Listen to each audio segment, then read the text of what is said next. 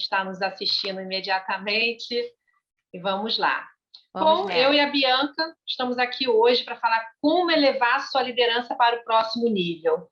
E aí a gente pergunta, né, como fazer isso com tanta coisa que a gente tem para esse mundo, né, esse mundo VUCA, e que muda o tempo todo, toda hora uma nomenclatura diferente e os desafios são cada vez maiores.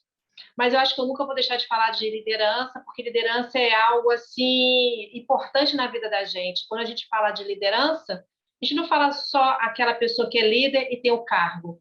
A gente fala da liderança de uma organização familiar, ou estar dentro de uma organização, estar trabalhando e precisar liderar um assunto, a minha área. Então, a gente precisa sempre muito de dedicação e empenho para que a gente consiga liderar o que a gente se propõe a fazer nas organizações ou até dentro da nossa família, né? Então, assim, o porquê que a gente fala sobre esse assunto e traz sempre novidades? Porque a gente é uma constante evolução, nunca vamos deixar de estar passando conhecimento, porque ele é algo que acontece todos os dias, existe um fluxo disso. E o que mais desejamos na vida é estar no topo, no topo, nem que seja dentro de um departamento pessoal, é ser o melhor do setor, é liderar uma equipe, é liderar um grupo. O seu melhor é sempre o que nós desejamos. Ocorre que nas empresas, o líder, ou até mesmo aquele que não tem o cargo de liderança, né, do líder, nem sempre é assim que acontece, porque ele está muito focado, independente da posição dele, na evolução, no desenvolvimento contínuo, mas ele não pensa como um todo. Ele sempre busca, quando há alguma dificuldade inicial, onde está o erro, mas ele às vezes não tem a visão, não é sempre, né? O líder que tem essa visão, ele está aqui hoje buscando sempre mais informações, mas ele não aplica seus conhecimentos. Então, isso às vezes distorce um pouco a equipe do objetivo que ele deseja dentro da organização. E como fará toda a diferença e cada um vai buscar o que deseja, unindo essas forças e pensando nisso, na evolução e nas mudanças que ocorrem na pós-pandemia, que isso é algo que aconteceu na vida de todo mundo. Hoje a gente pode falar como elevar essa liderança para o próximo nível, porque por um bom tempo ficamos parados, digamos assim, sem saber o que fazer. Mas, ao mesmo tempo que parados, estamos sempre em constante conhecimento, buscando informações, participando de lives. Quantas lives aconteceram durante esse período da pandemia? Muitas, né? Muitas. E aí, é claro que eu vou mostrar um pouco desse caminho para vocês, junto com a Bianca. Muitas perguntas foram feitas no decorrer das inscrições, vamos trazer isso durante a palestra, para que todos possam tirar suas dúvidas, tá? E interagir com todos, ok? Então, a gente vai... Por onde eu vou começar? Né? Eu vou começar um pouco falando de alguns pontos da liderança. Antes disso, né, para quem não me conhece, sou Kátia Guimarães, tá? Eu sou da área da psicologia positiva e da área do coach. Comecei muito pelo coach, né? E fui me apaixonando por essa gestão de pessoas, pelo RH, que eu sempre trabalhei. Já trabalho há 13 anos dentro da área de gestão de pessoas. Sou administradora em formação e trabalho, assim, 100% com desenvolvimento humano, né? E dentro desse desenvolvimento humano, algumas especialidades como a parte de perfil comportamental, que é o analista DISC, que é uma metodologia fantástica. A gente vai até falar um pouco sobre ela, muito pouquinho aqui, para que vocês entendam a importância, né, dessa parte de perfil comportamental. E eu vou iniciar com vocês pela parte dos perfis mesmo, porque um líder, para ele começar, qual é a primeira coisa que ele precisa buscar? Não é o que está errado dentro do negócio. Ele precisa focar na ideia, no negócio, mas ele precisa muito entender de pessoas. Porque quando acontece uma situação dentro da organização, se ele não sabe com quem ele está trabalhando, então ele não sabe onde buscar ajuda. E por que eu falo buscar ajuda? Por exemplo, um perfil. Vou dar um exemplo de um projeto. tá? Um projeto deu errado dentro da empresa e eu preciso de uma pessoa muito atenta e minuciosa para fazer uma perícia dentro daquele trabalho. Um trabalho que requer mais ser analítico. E aí, dentro da minha equipe, se eu não conheço quem é a minha equipe, pode ser que eu esteja cheio de comunicadores e nenhum analista. E aí o que vai demandar muito mais tempo para ter esse resultado e, na verdade, eu estou numa emergência. Então, quando eu sei o perfil da minha equipe, eu sei exatamente aonde pedir ajuda. Se eu sou mais comunicativa e a Bianca é mais analítica, e eu preciso de um serviço mais rápido, que um comunicador não é que ele não seja rápido, mas ele tem essa habilidade da comunicação como um foco principal, eu vou puxar a Bianca, que vai ficar, que ela é mais analítica e vai fazer as coisas acontecerem mais rápidas e sanar minha emergência, né, junto com a equipe. Então, ela vai ser o meu líder daquele momento, que é algo muito importante para a gente ter essa visão de liderança, porque nem sempre a gente vai estar com a liderança. Nossos liderados também vão estar com a liderança. Então, essa é um dos pontos muito importantes da gente saber o perfil e o cenário em que nós estamos. Né? O perfil comportamental, pela ferramenta DISC, ele mostra também perfis isolados, que são aqueles perfis também onde eu tenho as minhas características, mas são predominantes em algumas situações e outras não, como eu acabei de citar de exemplo. Então, esse é um ponto muito importante. Então, o primeiro seria realmente o perfil. E, na verdade, mesmo que a gente tenha todo esse conhecimento, a gente está cada dia evoluindo mais. Então, nem sempre a minha parte analítica vai ser favorável naquele momento. Às vezes eu vou precisar ser um pouco mais comunicativa para que aquilo dê certo. Então, é muito importante nós termos conhecimento de si e do outro também. É essencial, tá? O segundo ponto é a comunicação não violenta. Gente, principalmente quando a gente está home office. Por quê? A gente não tem mais aquela conexão lado a lado. A gente não tem aquele sentimento que a pessoa, de repente, está chateada, levanta para tomar um café. Então, estou sentindo que aquela pessoa vai tomar um café. Pode ser que ela não esteja bem, se eu sou uma pessoa bem observadora. Então, assim, já não tem mais isso. Então, a gente precisou se reinventar muito na tela. Tá aqui hoje, falando com vocês, passando a minha comunicação e o conhecimento diante das circunstâncias, é algo difícil, porque quem está do outro lado da tela tem o seu perfil. Então, eu preciso ser o mais claro possível, mais clara possível, para que isso funcione. Então, assim, a conexão online ela é ótima, mas ela precisa ter muito. A gente precisa testar demais essa conexão. E é uma conexão, como eu estava falando da comunicação não violenta, que as pessoas, quando escutam comunicação não violenta, parece só quando a gente não quer brigar, não quer falar alto, e não é isso. É uma conexão voltada para a alma, para o carinho, para a atenção, para a empatia. Tá? Assim, eu gosto muito do Rosenberg, que ele tem as técnicas da comunicação não violenta, o livro dele, Comunicação Não Violenta, ele fala que são técnicas para aprimorar o relacionamento pessoal e profissional, mas elas estão muito conectadas a uma comunicação compassiva, de amor, de empatia, está muito conectado à compaixão ao outro. E ele fala muito da observação, do sentimento, das necessidades de cada um, de como eu peço isso. Então, é algo muito importante observarmos a questão da comunicação não violenta, porque não é só eu saber me comunicar, mas é também ter esse fluxo. É uma via de mão dupla. E eu preciso sentir e ter esse relacionamento muito ativo para que não seja algo desconectado. Tá?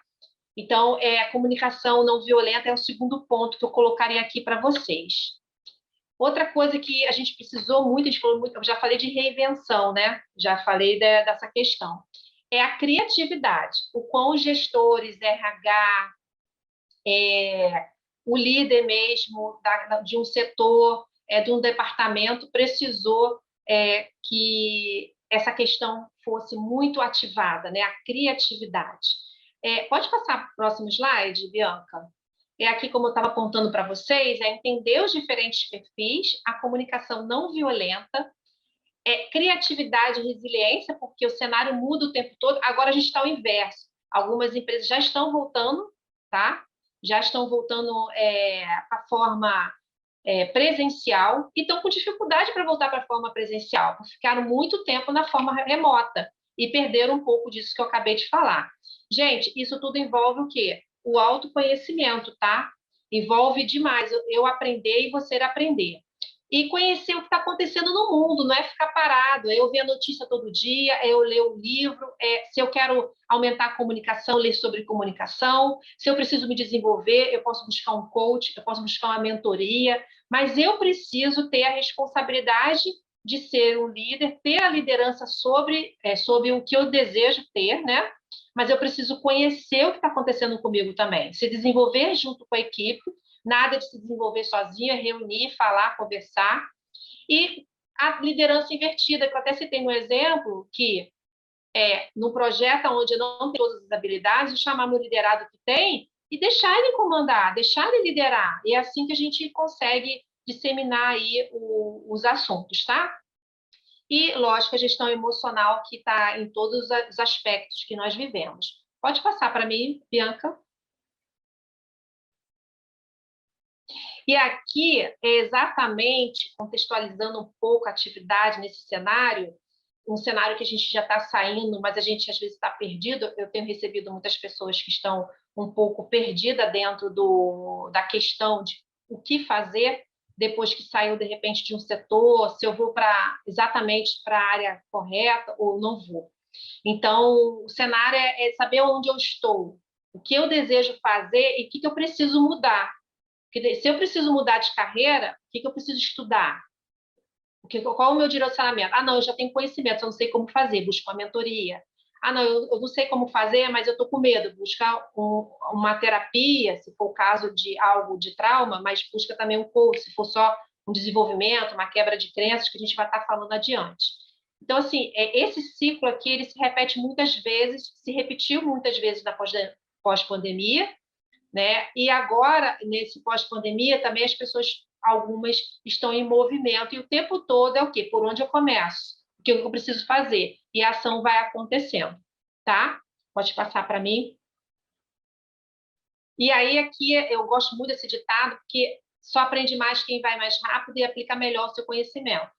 Então, quanto mais agilidade a gente tiver de colocar isso no papel, a gente vai estar falando um pouco com a Bianca a Bianca vai estar falando sobre isso, que é como é que a gente aplica esse conhecimento, como é que a gente acredita que tudo isso vai acontecer, tá?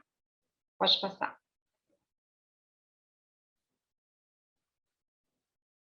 E aqui apenas para que a gente possa entender um pouco do que eu estou falando, é buscar o sentido, se está sem sentido. Tudo na vida tem que ter um sentido. Né? Até tudo isso que a gente acabou de viver, passou, já tem um sentido. Tem um crescimento dentro de vocês. Sem dúvida, o ser humano, aqui já dizia o Viktor Frankl, que é um ser infinito. E sua liberdade é restrita. Imagina quando a gente não pôde realmente exercer dessa liberdade.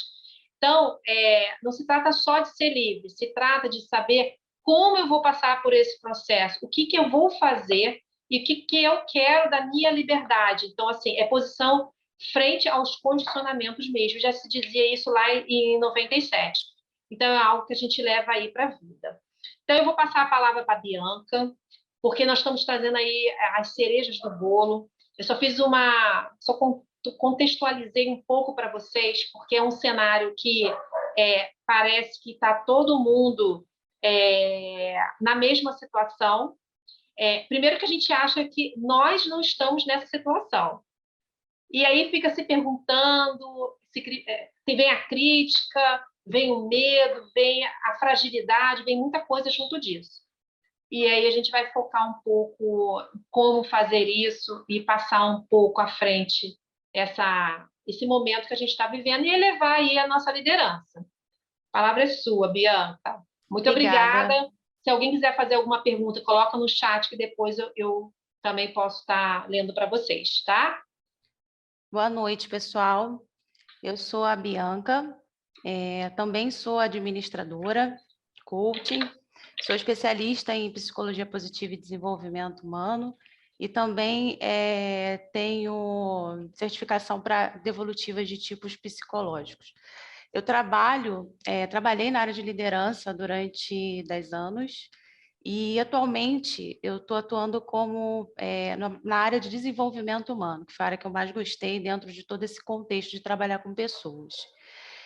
Dentro da pós de psicologia positiva, quando a gente estudou e se especializou, né, a gente estudou sobre um conceito que eu achei muito interessante, inclusive eu fiz o meu trabalho de conclusão de curso em cima dessa teoria, né, que é bem legal, e é uma teoria que é super atual e que super dá para a gente aplicar, principalmente no contexto de desenvolvimento humano, né, e de liderança, e de trabalhar com pessoas. Essa teoria é a teoria social cognitiva, que é um conjunto de construtos teóricos, né, que é usado para explicar o comportamento humano. Essa teoria, ela foi idealizada pelo psicólogo canadense Albert Bandura, lá da Universidade de Stanford, e ela se baseia numa visão de que os indivíduos, eles são agentes e podem fazer as coisas acontecerem através de seus atos e que se envolvem de forma proativa em seu próprio desenvolvimento. Essa teoria, ela fala que a gente pode ser agente do nosso próprio comportamento, para as coisas acontecerem na nossa vida da forma como a gente deseja e idealiza. E como é que ele vem construindo isso, né? Quais são as características dessa agência humana? A intencionalidade, né? A gente escolhe o nosso jeito de agir o tempo todo, de forma intencional. A antecipação, a gente tem a capacidade de idealizar futuros, né, e trazer isso para o presente como guia para o nosso comportamento, para a gente antecipar os nossos objetivos e as nossas metas, o que a gente deseja. Uma outra característica também da agência humana é a autorreatividade. É a gente estar o tempo todo monitorando as nossas reações e regulando o nosso comportamento. E, por último, é a autorreflexão, né? Que é a gente analisar e verificar como está o funcionamento disso e corrigir o que for necessário, ajustar a rota sempre que for necessário. Então, essas são as características da agência humana, da gente como agente do nosso próprio comportamento. E aí, dentro ainda dessa teoria, da teoria social cognitiva, ele diz o seguinte: e o mecanismo da agência humana mais impactante é a crença de autoeficácia. Eu não sei se vocês já ouviram falar sobre autoeficácia, mas foi um conceito desenvolvido pelo Bandura, dentro dessa teoria social cognitiva. E aí, para ele, isso significa que entrar em ação é influenciar intencionalmente o nosso próprio comportamento e o que está acontecendo à nossa volta. O legal disso é que a gente consegue entender que a gente é capaz de contribuir para criar as nossas circunstâncias de vida, em vez da gente ser só um espectador do que está acontecendo. Então, a gente começa a influenciar as coisas que estão acontecendo ao nosso redor e o nosso comportamento para que a gente seja protagonista da nossa própria história, da nossa vida. Então, basicamente, a autoeficácia é a crença que a gente tem na nossa capacidade de atingir objetivos e superar desafios. Esse é o cerne da autoeficácia. E aí, como a gente, dentro da autoeficácia, a gente fala sobre crenças, né? O que são crenças? As crenças é uma ideia ou um julgamento que a gente considera como verdadeiro ou válido na nossa mente, principalmente na nossa mente inconsciente. É um pensamento com uma emoção e uma fé. Dentro da PNL, tem um conceito bem legal que diz o seguinte, que é generalização que a gente registra a partir das experiências. Então, a gente vai tendo as nossas experiências no mundo, vai registrando isso e generalizando e criando essas crenças, inclusive as crenças de autoeficácia. E aí, como é que são construídas essas crenças de autoeficácia ao longo da nossa vida? né? Segundo o Bandura, existem 4 fontes de autoeficácia. A primeira é a experiência de domínio, a experiência direta, que é a nossa história, são os nossos cases de sucesso.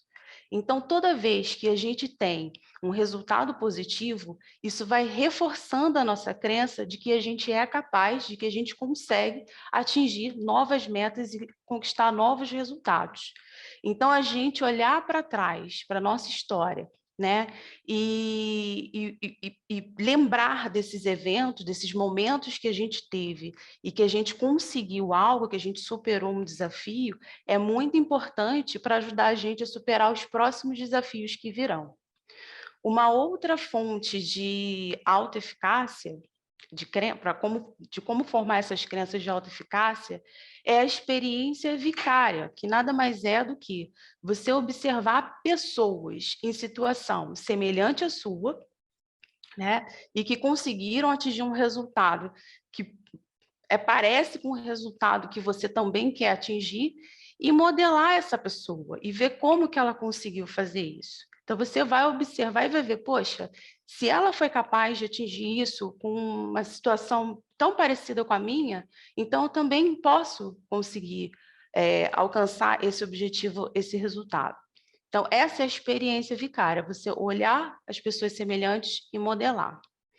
O terceiro são as persuasões sociais, que é você ter pessoas te influenciando verbalmente e dizendo o quanto você é capaz, o quanto você pode. Muitas vezes a gente tem um dom, um talento que a gente não consegue observar, mas uma outra pessoa observa.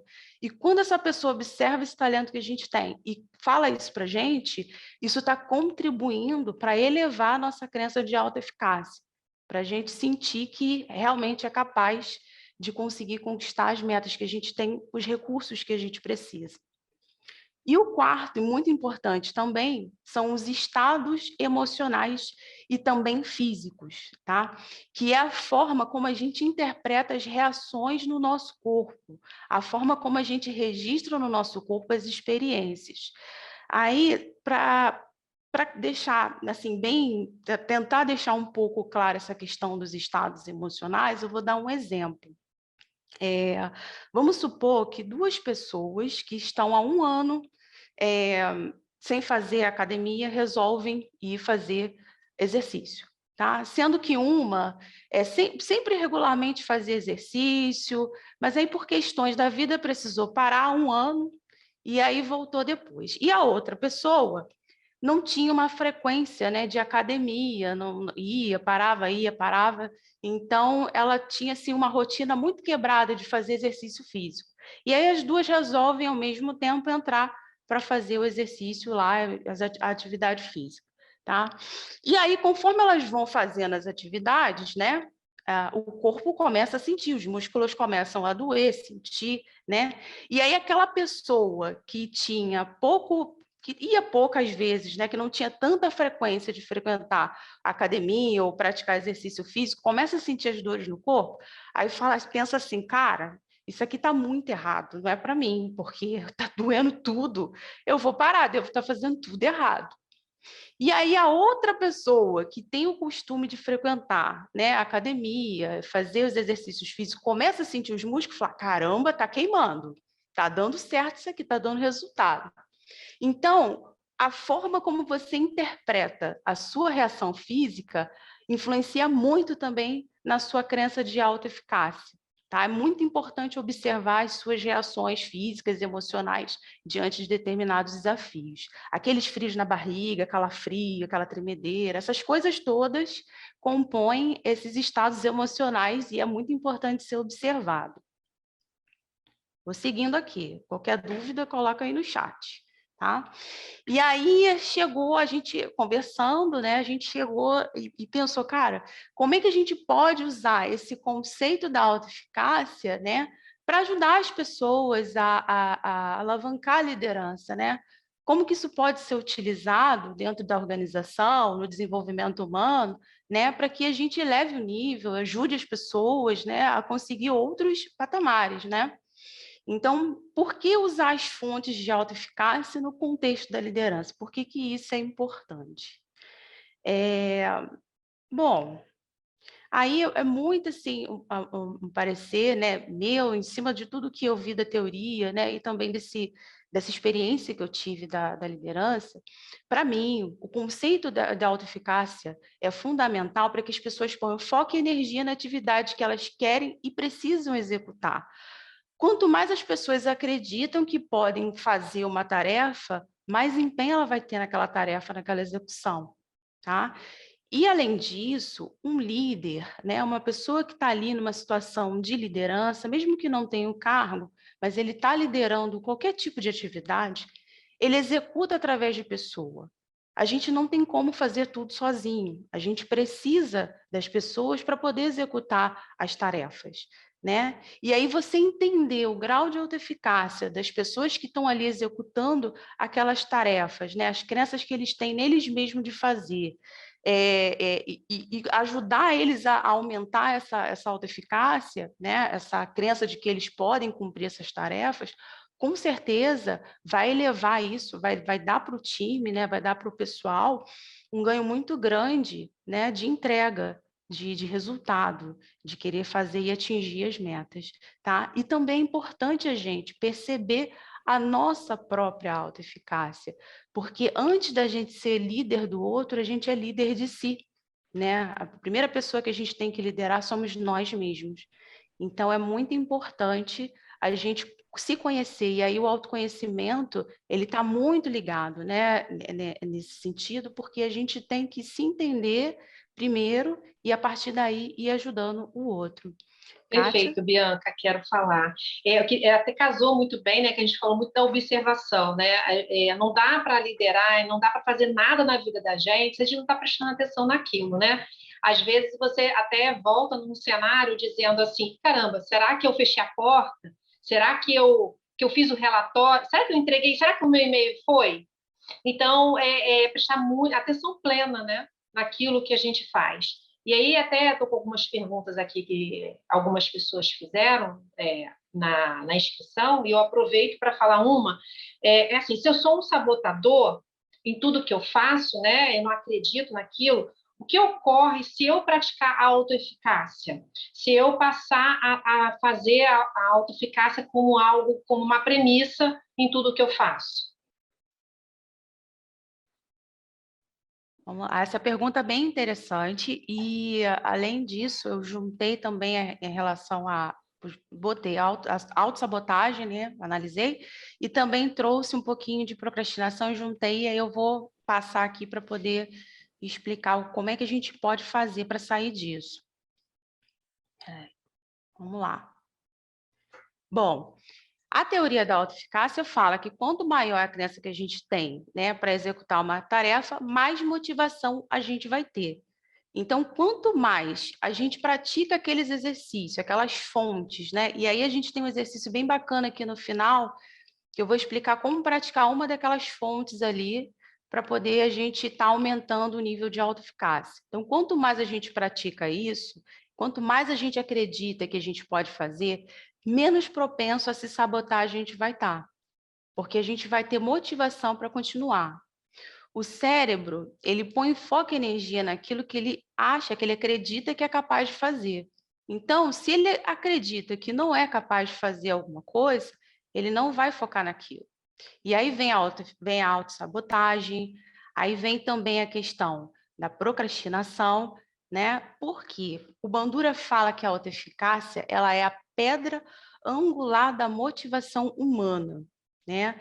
Afinal, sem acreditar que é possível mudar a realidade e atingir determinados objetivos, não tem incentivo para a ação, né? O que vai levar à procrastinação, à autossabotagem. E aí, só para a gente aguçar mais aqui, eu trouxe umas outras curiosidades também em relação a tudo isso, né? 85 a 95 das decisões que a gente toma durante o dia ocorrem de forma inconsciente, tá? Porque a gente diariamente processa 30 mil decisões a cada 2 segundos. São muitas decisões para a gente ficar racionalizando o tempo inteiro. 20% da nossa energia corporal é para manter o cérebro funcionando, só o cérebro, imagine os outros órgãos, né? E 40% do que a gente faz diariamente são hábitos, tá? E aí a boa notícia é que os hábitos, eles não são inevitáveis, né? A gente pode ignorar, alterar e substituir hábitos. A alta eficácia, ela está muito ligada aos mini hábitos que você vai adquirindo durante o dia. Quanto mais você automatiza bons hábitos, né, mais fácil vai ser, maior vai ser o nível de autoeficácia que você vai ter, de crença e confiança que você vai ter, que você pode fazer, né? E isso vai estar dentro de você automatizado e vai evitar a procrastinação também, vai te ajudar na questão da procrastinação, da autossabotagem, porque você acredita que é capaz de fazer. Então, a gente tende a colocar pouca energia em tarefa que a gente não acredita que é capaz de executar. Então, quanto mais a gente acredita que é capaz de executar, mais foco, mais determinação e a gente vai colocar nessas tarefas para poder executar.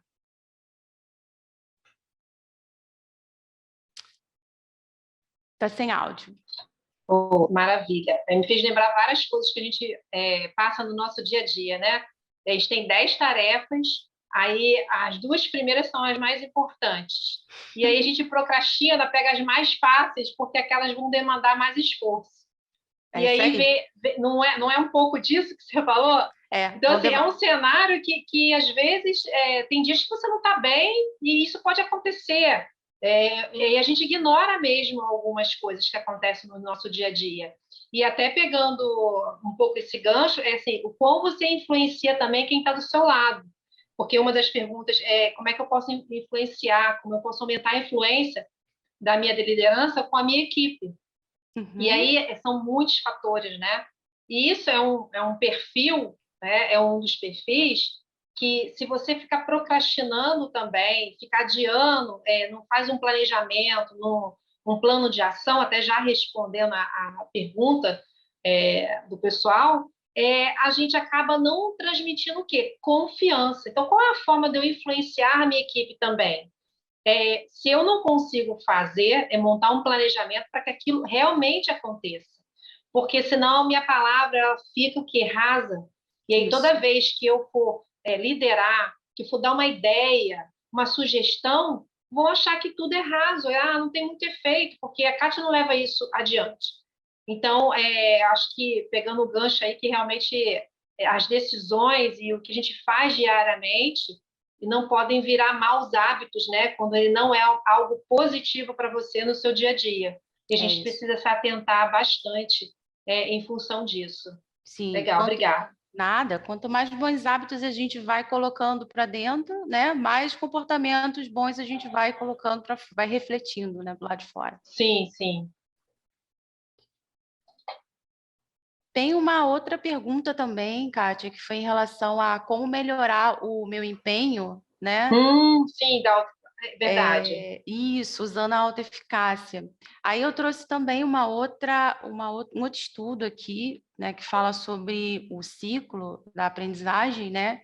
Eu achei bem interessante colocar e trazer isso aqui, porque a aprendizagem acontece para a gente, né, em 4 estágios, né? A gente tem 4 estágios de aprendizagem. E aí, quanto mais a gente conhece, né, uma determinada tarefa, né, quanto mais a gente executa, né, quanto mais aquilo ali está automático para a gente, mais empenho, mais desempenho você vai ter nessa tarefa, né? E aí, dentro do ciclo da aprendizagem, como é que isso acontece? Primeiro, a gente tem o estágio 0, que é o estágio de incompetência inconsciente. O que isso significa? Existe um conhecimento no mundo, tá? Que eu não conheço, que eu nunca ouvi falar, e tá aí o conhecimento, mas eu não sei disso, tá? Está inconsciente para mim ainda. E eu também não domino porque eu não conheço, então é incompetência inconsciente. Aí, de repente, surge lá um anúncio no Instagram de alguma coisa que você nunca ouviu falar na vida. E aí, esse é o estágio da incompetência consciente, ou seja, eu tomei consciência que existe aquele conhecimento no mundo e eu não tenho. Aí, o que eu vou fazer? Se há algo que me interessa, eu quero fazer, eu vou lá, vou me inscrever, vou fazer o curso, fazer o que precisa ser feito. E aí eu vou entrar no estágio da competência consciente, ou seja, eu conheço, eu sei que tem esse conhecimento, que existe essa aprendizagem, né, algo para aprender no mundo, e eu executo de forma consciente ainda, ou seja, eu me esforço muito para executar aquilo, eu tenho que ficar pensando o tempo inteiro para poder executar aquilo. Quanto mais eu vou executando, né, essa tarefa, quanto mais eu vou fazendo, isso vai entrando no meu inconsciente. E aí a gente tem o último estágio, né, que é o estágio da competência inconsciente, que é quando você sabe uma coisa, mas você já nem precisa mais raciocinar para poder desenvolver. Isso acontece quando a gente vai aprender a dirigir, por exemplo, né? A gente entra aqui nesse estágio da incompetência inconsciente, a gente sabe que existe, né, as aulas de direção, e aí a gente vai para a competência consciente, que é quando a gente aprende, saiu da autoescola, tira a carteira, mas ainda não domina. Então, a gente está ali o tempo inteiro prestando atenção, não liga o rádio, não faz nada, fica ali duro, igual um robozinho. E aí, depois, conforme a gente vai rodando com o carro, isso vai internalizando e aí vira a competência inconsciente, ou seja, eu já nem penso mais, eu estou pensando ou dirigindo e pensando em outras coisas, escutando rádio, conversando, né? Isso acontece com tudo que a gente aprende. Então, quando a gente recebe uma pessoa nova, né, ou quando a gente implanta um processo novo dentro de uma empresa, acontece esse ciclo aqui. Quanto mais a gente consegue dar para o colaborador meios e mecanismos dele internalizar esse conhecimento, né, mais fácil vai ser para ele executar essas tarefas e o desempenho dele também vai melhorando à medida que ele vai internalizando esses conhecimentos. E uma forma muito bacana da gente internalizar isso é aprender e ensinar. A Kátia que estava conversando comigo. 95% da forma que a gente aprende, das coisas que a gente aprende, ela ocorre quando a gente ensina. Né? Então, talvez você colocar os colaboradores para treinar um ao outro ali, né, para ele passar um pouco, externalizar um pouco aquilo que está dentro da mente dele, vai dar para ele gerar uma competência para ele inconsciente, e aí o desempenho dele, com certeza, a tendência é melhorar. Até me fez. Isso é maravilhoso, eu adoro esse ciclo, porque é um ciclo que a gente pode voltar também para uma incompetência inconsistente, mesmo já tendo chegado lá na competência inconsciente, só pegando o teu gancho aqui, Bianca, porque às vezes você faz mudanças. Hoje em dia, o que mais acontece são as mudanças.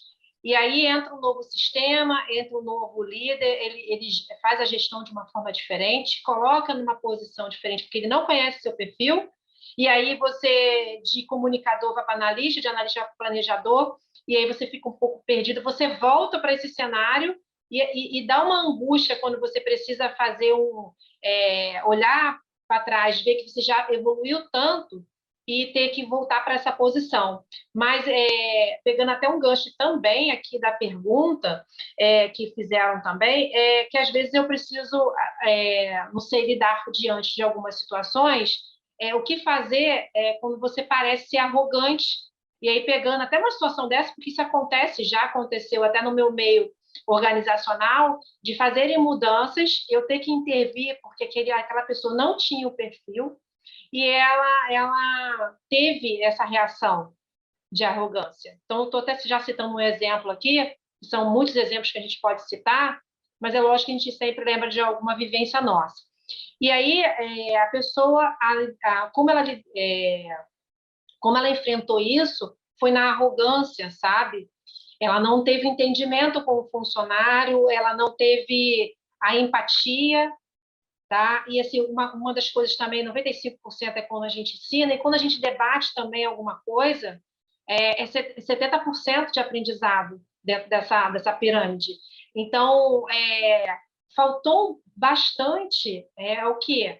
É entender que a pessoa estava num trajeto, primeiro, né, já é muito evoluído, e se o que estavam passando para que ele voltasse nessa primeira vibe dele de incompetência inconsciente, se era o que ele desejava seguir, se tinha a ver com o perfil dele. Não que ele não pudesse aprender mais, porque quando a gente começa a aprender mais, a gente precisa voltar, passar pelo ciclo e aí realmente chegar ali nesse patamar. Todos nós, para falarmos de qualquer assunto, nós começamos também com o consciente, algo despertou na gente. Putz, gostei muito disso, vamos estudar isso, vamos se especializar, né? Comecei a tomar consciência, aí tem a competência e a competência inconsciente. Então, tem todo um processo. Então, cabe também essa observação, né? Que quando a gente também tem um líder arrogante ou uma situação que nós mesmos nos tornamos arrogantes, é passar por uma observação muito mútua, porque a comunicação, isso é uma forma de se comunicar errada, e tem outras formas de você. Então, você precisa escutar também, de forma sutil, que você precisa fazer essa mudança, para que seu desempenho seja o quê? Contínuo. Continue tendo a sua pontuação ali e você possa realmente fluir e passar isso adiante. Senão, você acaba também perdendo alguns funcionários ou até alguns líderes, né? Isso nada impede. Você precisa ser o quê? Assertivo, comunicativo, um monte de coisa junto, e se você não tem uma boa comunicação e se você não sabe lidar e nem fazer essa jogada, você acaba perdendo bastante aí diante das circunstâncias. A gente vivencia muitas coisas. Se alguém quiser colocar alguma coisa no chat, fazer algum comentário, tá? A outra pergunta seria como cobrar resultados, né, diante de tantos cenários de uma forma humana. Hoje a gente vê que no mercado, na vida, na empresa, com os filhos, tudo a gente fala na forma humanizada, né? Saber falar com o outro. Como é que eu vou buscar esse resultado? Tá? Realmente criando cenários dentro da organização. Uma empresa que precisa deixar o seu funcionário, por exemplo, desenvolvido, o desenvolvimento humano tem que partir não só da liderança, mas para os seus liderados. Eu costumo receber muitas propostas onde eles olham só para os liderados. Acha que só o líder precisa ser ensinado, só que o líder não passa isso adiante. E aí, os seus liderados ficam sem esse conhecimento. E aí, o liderado fica lá no topo. Só que a gente não chega no topo sozinho, não chega. Líder, ele se desenvolve através de pessoas, né? Ele precisa das pessoas para poder executar, então não adianta. Não, ele não tá ali sozinho, não chegou sozinho e não vai permanecer sozinho ali. Então, é necessário que se desenvolva junto com a equipe, para que se tenha esse aprendizado junto, porque senão há uma desigualdade muito grande na equipe. Exatamente. E essa desigualdade traz toda essa discrepância de informações que a empresa, às vezes, fica batendo cabeça para poder se seguir com os resultados. Já vi empresas trocarem de líderes 2, 3 vezes pela mesma situação, só que não muda de estratégia. Se não mudar, não olhar o cenário, gente, o que está acontecendo? Não puxar as pessoas para vivenciar isso, fica realmente muito difícil seguir adiante. Né? Então, aí fica a dica que para a gente liderar de forma humana, para a gente liderar, não liderar de forma arrogante, a gente precisa olhar para o outro, olhar para a empatia e colocar isso, treinamentos dentro das organizações e colocar isso na cultura da empresa. Porque não adianta só falar bonito e isso não está na cultura, não está no CEO da empresa, não está no líder. E essa aí, mudança ela começa de cima, né, Kátia? Começa Toda de essa cima. mudança estrutural, né, de cultura, ela precisa começar do topo. Não adianta a gente trocar somente os líderes intermediários, trocar pessoas da base, se a gente não fizer essa mudança estrutural de pensamento estratégico da empresa, e pensamento estratégico está lá no CEO, está lá em cima no topo. Exatamente. Eu acho que é um ciclo também, né? Que precisa ter essa observação. Vamos para a atividade? Vamos para a atividade. Eu vou parar de compartilhar aqui. Espera aí, só um minutinho. Que eu vou colocar aqui o link do PDF É um PDF editável, então quem quiser ir preenchendo no PDF consegue, quem quiser olhar o modelo e fazer no papel à parte também consegue. Só me deem um segundinho para eu pegar aqui o link. Tá. Pessoal, quem tiver com o ok aí, coloca o ok que tá tudo bem até agora. Tá ok aqui com o nosso áudio, com o conteúdo.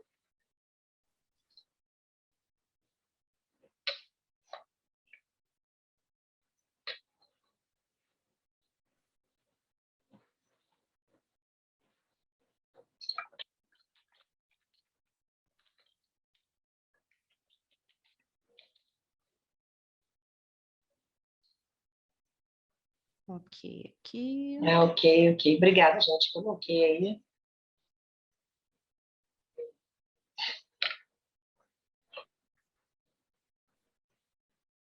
Acho que vai. Vamos lá. Vê se vocês conseguem abrir aí, por favor, o PDF. E aí eu vou conduzindo aqui a atividade. Ela vai estar no material que a gente vai deixar disponibilizado, mas eu vou falando aqui para vocês e aí a gente vai fazendo. Deixa eu abrir ele aqui, peraí. Ok.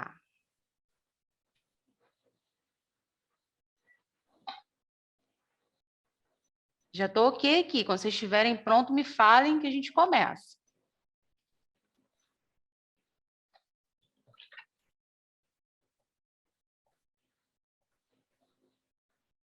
Ó, a Bianca já falou que está pronta. Tati já deu ok. Ok, conseguir abrir. Tá bom. Então, vamos lá. Esse exercício aqui, ele vai mexer com aquele primeiro pilar lá, com aquela primeira fonte de autoeficácia, que é a experiência de domínio.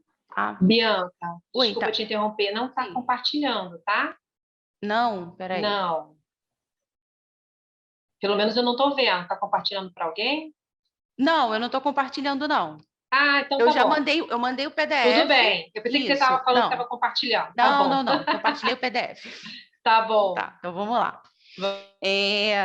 Então, é o seguinte. A gente vai agora fazer um exercício, e aí, se vocês quiserem levar esse exercício para a empresa de vocês e aplicar com outras pessoas, tá? Vocês fiquem à vontade. A gente vai trabalhar o primeiro pilar da autoeficácia, tá? Que é a experiência de domínio, né? A gente investigar na nossa história momentos que a gente teve êxito e sucesso em determinado desafio, atividade, enfim. Então, essa folhinha aí que a gente compartilhou com vocês, ela tem 5 quadros, tá? E aí, o primeiro quadro está escrito desafio. Eu gostaria que vocês escrevessem, pensassem agora num desafio que vocês precisam superar, tá? Nos próximos meses. Um desafio. E aí, escreve, por favor, esse desafio na folhinha aí de vocês. Tá? E Se dá alguém uma... quiser compartilhar também no chat o desafio e quiser que a gente faça junto também, de repente a gente pode, mas vamos lá no papelzinho ou no chat, tá? Fiquem à vontade. Tá? Então, escreve aí o desafio. Ok. Bom, vou continuar, tá bom? Agora, eu preciso que vocês fechem os olhos de vocês, tá? E faça 3 respirações profundas. A gente vai fazer uma investigação aí no passado. Então, feche os olhos, relaxe um pouquinho, né? E inspira, expira aí 3 vezes para relaxar um pouquinho, para a gente poder fazer essa investigação.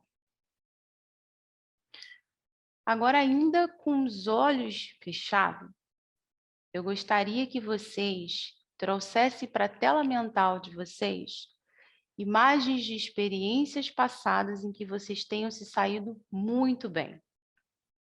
Tá? Olha essas imagens, esse momento, esse desafio que você superou. Como é que isso está se apresentando para você agora? Essas imagens estão próximas? Elas são coloridas? Como é que está o foco dessa imagem na tela mental de vocês? É nítido? Está um pouco borrado? O que você está escutando aí nesse momento do desafio lá? O que as pessoas falaram para você? O que as pessoas estão falando? O que você mesmo ou você mesma está falando?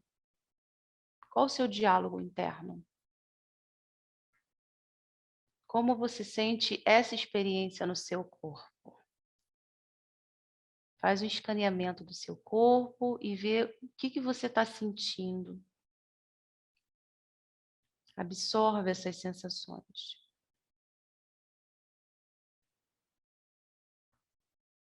Agora respira novamente, bem profundo, e vai voltando aos pouquinhos para a folha. E vai escrevendo aí no segundo item quais foram essas experiências. Vou dar um tempinho para vocês preencherem, uns 2 minutinhos. Vocês colocarem no papel essas experiências.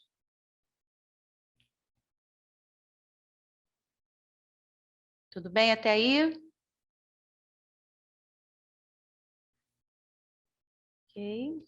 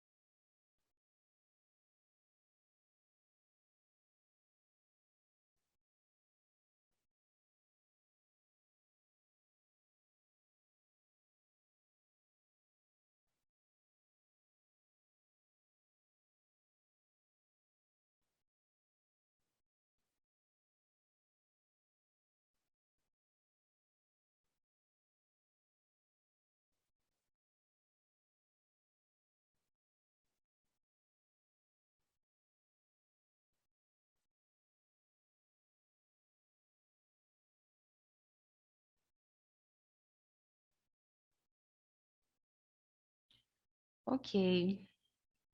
Bom, agora, com a folhinha aí na mão também, lá no quadro escrito 5 razões, escreve 5 razões que te levam a acreditar que você vai se sair bem nesse desafio que você colocou lá no primeiro quadro.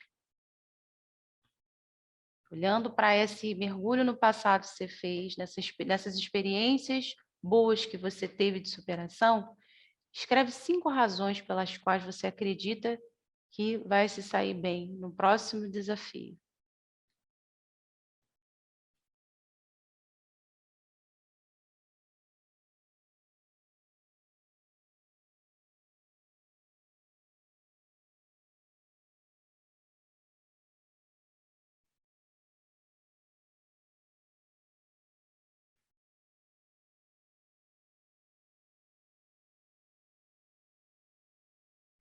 E aí, nos 2 últimos quadros, que são os recursos internos e externos, olhe para os seus recursos internos e olhe para os seus recursos externos e liste os 10 recursos internos e os 10 recursos externos que você tem e que te dá a habilidade e aptidão para lidar com esse desafio.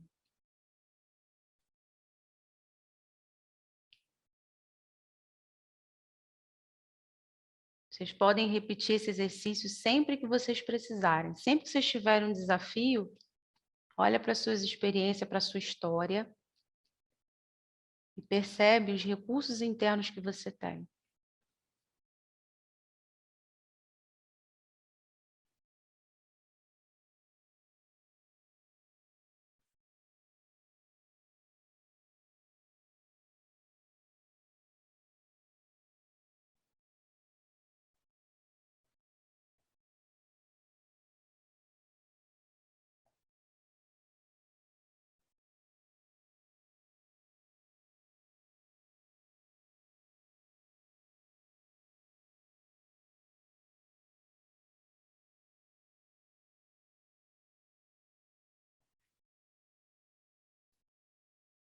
Conforme vocês forem terminando, me conta aqui como é que foi. Para vocês, pode habilitar o som, quem quiser falar.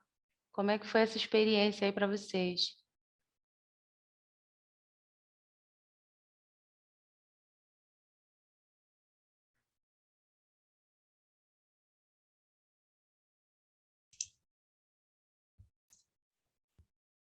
Tati, pode falar. Acho que Ai, foi ótimo rever meus recursos internos. Um desafio, né, também, me trazer de volta pro meu projeto, né, a segunda mentoria. E o meu coração acelerou demais quando eu visualizei as minhas experiências. Foram grandes conquistas que me levaram até aqui. Estou até acelerada também. A inspiração está bem aqui em cima, sabe? Uhum. Mas é bom porque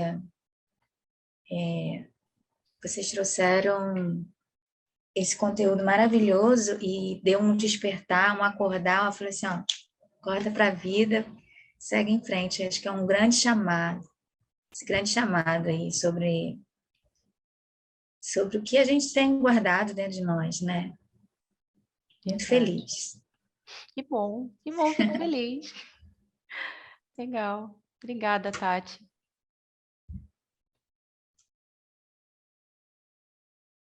Kátia?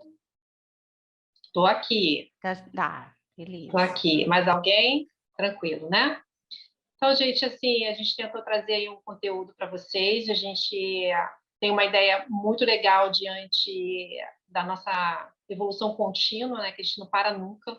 Nem eu, nem Bianca. Eu acho que ninguém deve parar nunca, porque o aprendizado ele é precioso demais, né?